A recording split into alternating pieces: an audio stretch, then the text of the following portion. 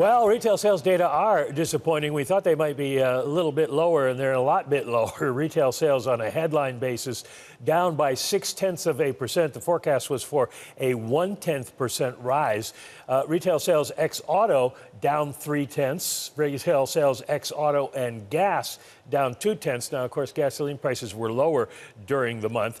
And retail sales control, the part that goes into GDP, the part that economists tend to watch, is down by 0.4. It was up by 0.5% last month, at least on an unrevised basis.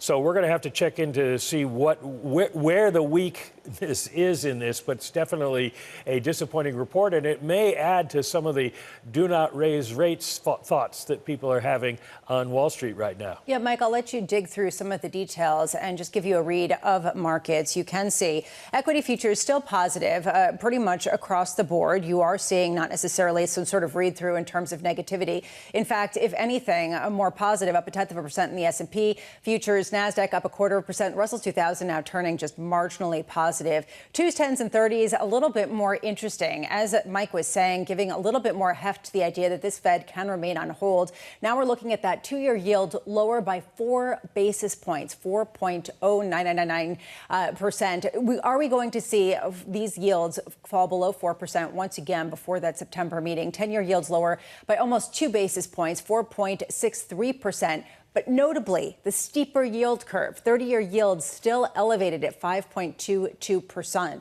We'll let Michael McKee keep parsing through this and let us know when you have more. If you are just joining us, retail sales month over month down by 0.6% versus the expectation of a 0.1% rise.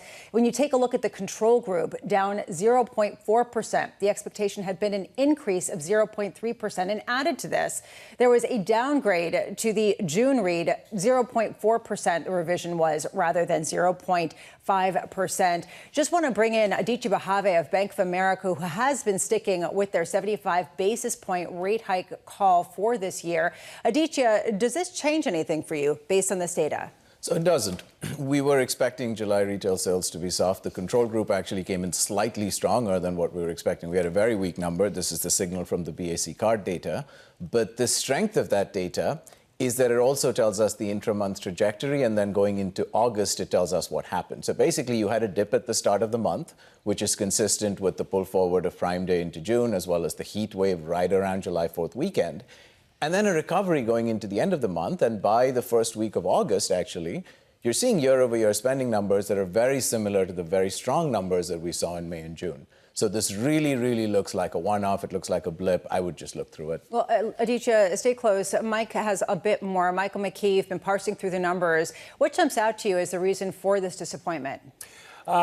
Vehicles, put it that way, because we saw motor vehicles and part sales down 1.8% and gasoline stations down 0.9%. Remember that gas prices went down during the month of July, and it looked like people were holding off on buying cars. But most of the rest of the categories did rise, with the exception of non-store retailers, down 2.2%. And as we said earlier, Prime Days were in June this year instead of July.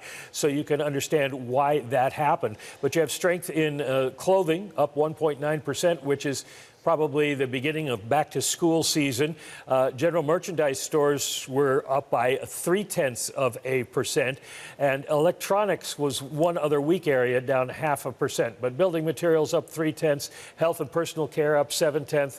So it looks like people were still spending money. They just may have moved it into different categories that changed the mix of this and led to it being down some more than anticipated.